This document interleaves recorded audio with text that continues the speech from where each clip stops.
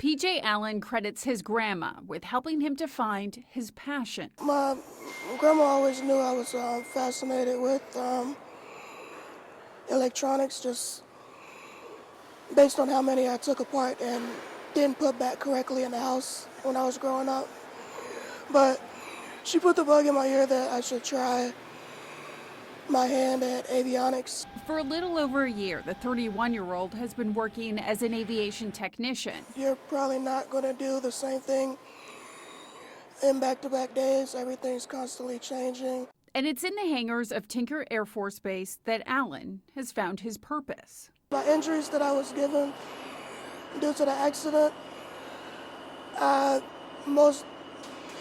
it's highly unlikely that I'll be able to do a service job, like be a firefighter, be a soldier, or a police officer, just due to the physical restraints. So when working here, it allows me to give back and provide some sort of service to help out to the very same people that was there that day, helping out everyone else. We've got several injuries downtown on an explosion. That day isn't one he remembers. He was just 18 months old and had been dropped off at the daycare in the Alfred P. Murrah Building when the bomb went off. Had second or third degree burns over 55% of my body.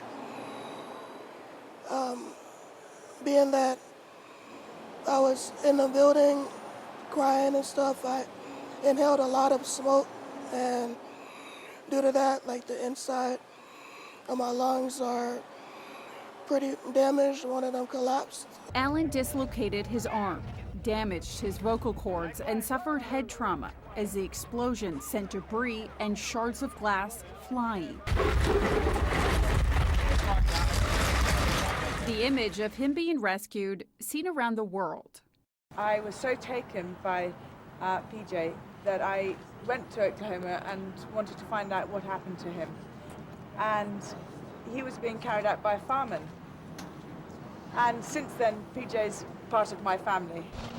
He became the youngest survivor of the worst act of homegrown terrorism in the nation's history and grew up knowing a different definition of normal than other kids his age. First few years after the explosion, I was in and out of hospitals a lot. Couldn't go outside, really, because of the skin damage. The sun would be too violent on it, so I would just wait till the sun go down, and then I'd get to go outside and play.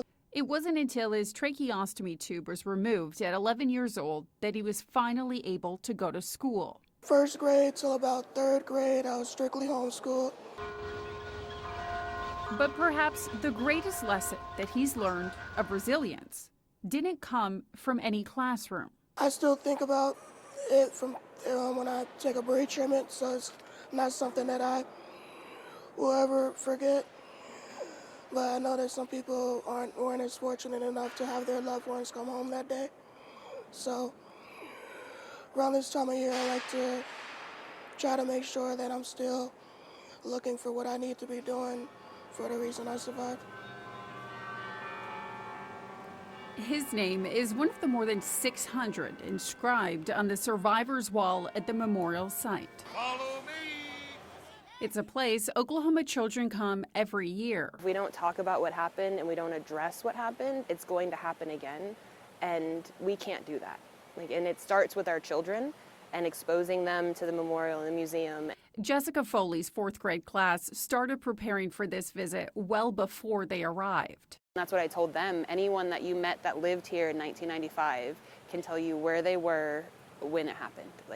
That's just part of our history. She was the age her students are and was in class that day in 1995. And I told the kids, you hear the beep, beep, beep from the intercom. And they're like, Jessica Son, to the office, please. They pulled us out of school, and at my little sibling's school, they had the news on. We do have some breaking news to report. There has been some type of explosion at the federal court building in Oklahoma City. But we didn't know it was my mom's job or anything like that until later on in the day. I have to count because I don't ever remember. 1, 2, 3, 4, and then closer this way. And there's Vicky, right here. Army recruiter Master Sergeant Victoria Son. one of the 168 people who lost their lives. She was just 36 years old. She loved being in the Army. She loved being a soldier. That was part of her identity. So too was being a mom to her 5 children. I was fortunate enough to have those 10 years with her, and unfortunately, because of some of the experiences in childhood, I had to grow up faster than I needed to. So I was aware of the magnitude of what happened. I just didn't know the impact it would have on me growing up without a mom, and until I became a mom.